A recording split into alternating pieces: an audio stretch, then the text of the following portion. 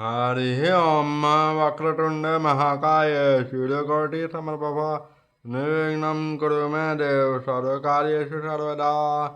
प्रिय दर्शकों नमस्कार, जय श्री कृष्णा। मैं पंडित श्रीकांत शर्मा ज्योतिषाचार्य आज के वीडियो में आपका हार्दिक स्वागत करता हूँ।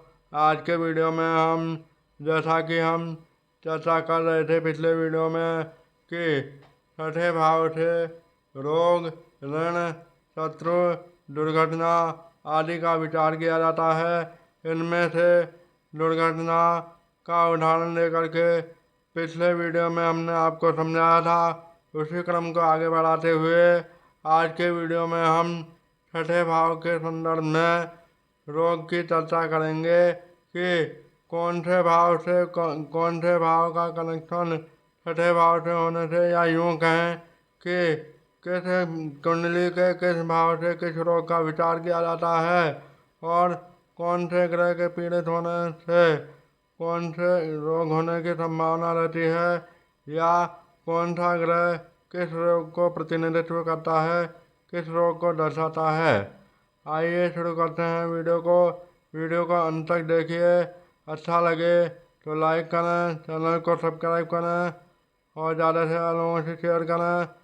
चलिए शुरू करते हैं आज के वीडियो को। सबसे पहले हम कुंडली के 12 भावों की चर्चा करते हैं कि किस भाव से किस बीमारी का या किस रोग का विचार किया जाता है। सबसे पहले लग्न की या प्रथम भाव की बात करें तो प्रथम भाव से शारीरिक समस्या या शारीरिक मानसिक रोगों का विचार किया जाता है और आंतरिक और बाह्य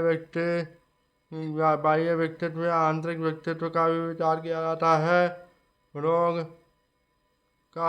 के मामले में रंग रूप चेहरे आदि का भी विचार किया जाता है। ये प्रथम भाव से विचारणीय विषय हैं। अब द्वितीय भाव से बात करें तो द्वितीय भाव से कौन कौन से अंग का विचार किया जाता है। दाएं आँख, दांत, वाणी और जीभ।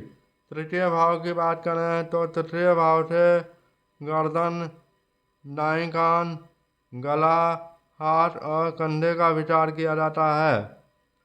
चतुर्थ भाव से कुंडली के चौथे भाव से दिल यानी हृदय, छाती और फेफड़े का विचार किया जाता है।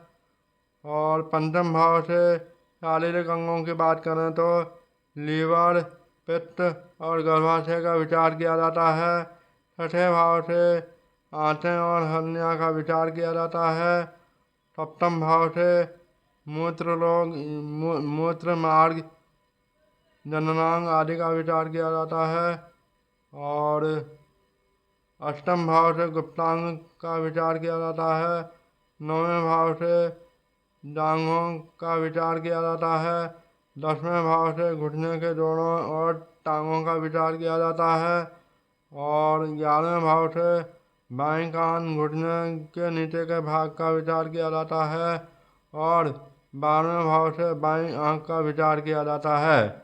इस प्रकार से विचारणीय अंग हैं शरीर के। पूरे 12 भावों से किस अंग का विचार किया जाता है, पूरे शरीर के अंगों का कुंडली के 12 भावों से कौन से भाव से किस अंग का विचार किया जाता है, ये हमने चर्चा की। अब आगे बढ़ते हैं। ग्रह की बात करें तो सूर्य से आँखों का विचार किया जाता है, दिल का विचार किया जाता है, पेट का आंतरिक भाग जो होता है उसका विचार भी सूर्य से किया जाता है। उसके अलावा पित्त, हड्डी, रक्तचाप, धमनियाँ, बुखार, कंठ स्वर आदि का विचार भी सूर्य से किया जाता है। और रोग प्रतिरोधक क्षमता और सिर दर्द का विचार भी सूर्य से किया जाता है। उसके अलावा सूर्य के पीड़ित होने पर विटामिन ए और सी की कमी भी सूर्य के कमज़ोर होने के लक्षण हैं। उसके अलावा चंद्रमा की बात करें तो चंद्रमा से कौन कौन से रोग का विचार किया जाता है? फेफड़े संबंधी रोग, अनिद्रा, अस्थमा, पानी की कमी, किडनी किडनी किडनी का रोग और कफ रोग, पीलिया, पीरियड, मानसिक रोग और फोबिया, घबराहट और सर्दी जुकाम। इनका विचार चंद्रमा से किया जाता है। अब मंगल की बात करें तो मंगल के पीड़ित होने से कौन कौन से रोग होने की संभावना है? तो मंगल की बात करें तो उच्च रक्तचाप, खून संबंधी जो रोग होते हैं, रक्त विकार जो होता है वो मंगल के पीड़ित होने से होता है। और खुजली, रक्त संबंधी रोग, कैंसर, कैंसर और अल्सर, दस्त, दुर्घटना में खून आना और फोड़े फुंसी आदि का विचार जो है वो मंगल से किया जाता है। खून की कमी भी मंगल के पीड़ित होने के कारण होती है। उसके अलावा बुध की बात करें तो बुध के पीड़ित होने पर चर्म रोग, वाणी दोष, हकलाना टुटलाना और मुंह के रोग, निमोनिया, खांसी, गले के रोग, दंत रोग, नसों में दर्द, श्वसन नली में समस्या, नाक, कान, मुंह, जीभ आदि के रोगों का विचार जो है बुध से किया जाता है। उसके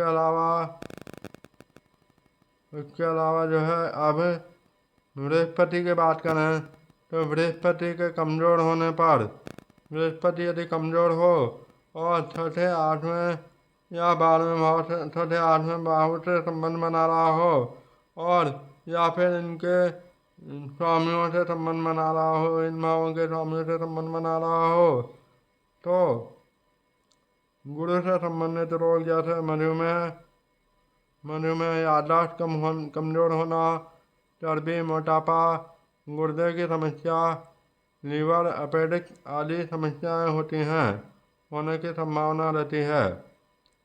अगर शुक्र पीड़ित हो और छठे, 8वें, 12वें भाव से संबंध बना रहा हो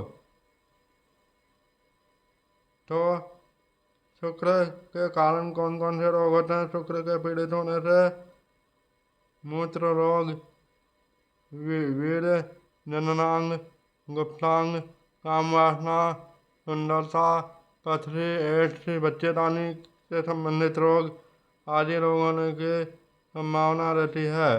अगर शुक्र छठे, 8वें, 12वें भाव या इन भावों से संबंध बनाकर पीड़ित अवस्था में हो।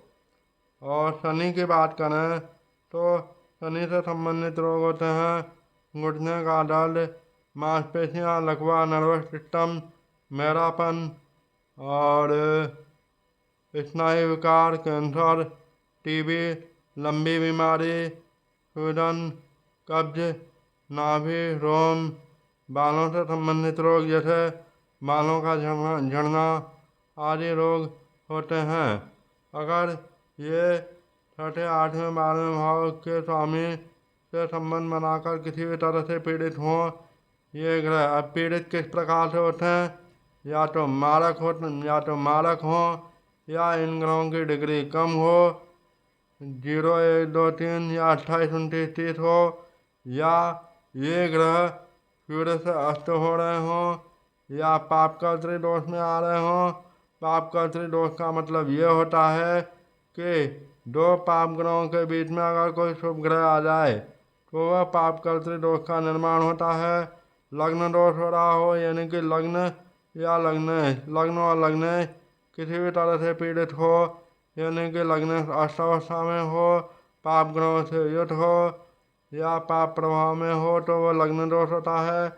और छठे, 8वें, 12वें भाव पर पाप ग्रहों का प्रभाव हो या फिर इन भावों के स्वामी पर पाप ग्रहों का प्रभाव हो करके ये ग्रह जो है छठे 8वें 12वें भाव से संबंध बना रहे हों तो भी उस ग्रह से संबंधित रोग होने की प्रबल संभावना रहती है। जैसे पाप ग्रह कौन कौन से? शनि मंगल राहु केतु से संबंध बना रहा हो छठे 8वें 12वें भाव का स्वामी, तो उस ग्रह से संबंधित रोग होने की संभावना रहती है।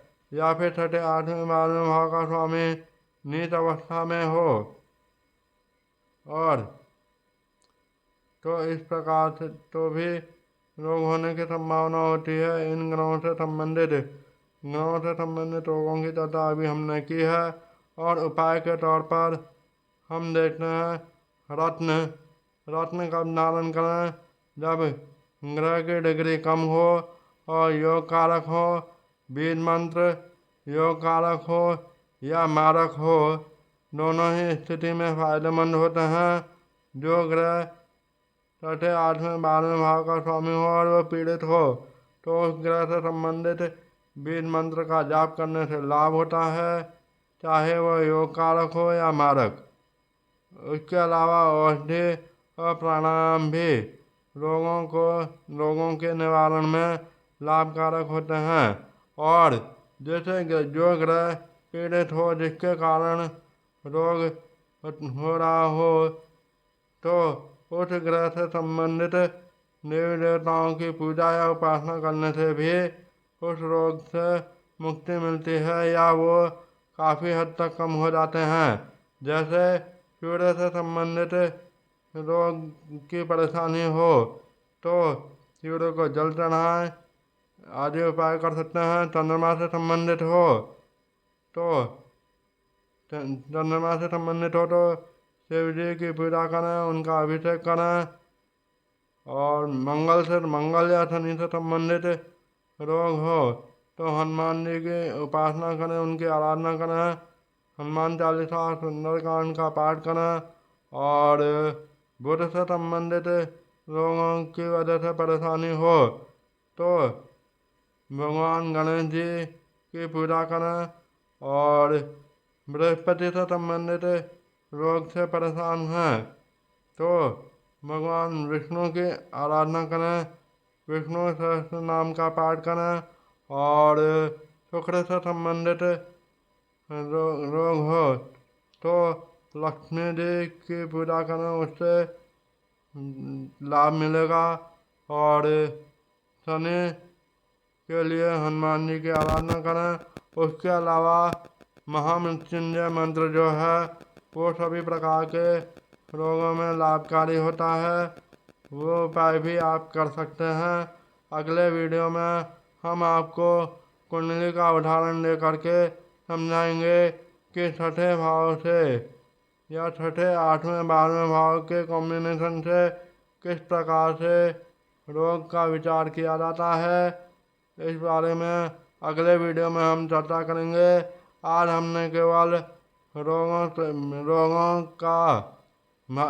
आज हमने कुंडली के 12 भावों और ग्रहों का रोगों से क्या संबंध होता है, यानी कि कौन सा भाव किस रोग को दर्शाता है और कौन सा ग्रह किस रोग का प्रतिनिधित्व करता है या बतलाता है, वो चर्चा की आज हमने और इनके उपायों पर चर्चा की।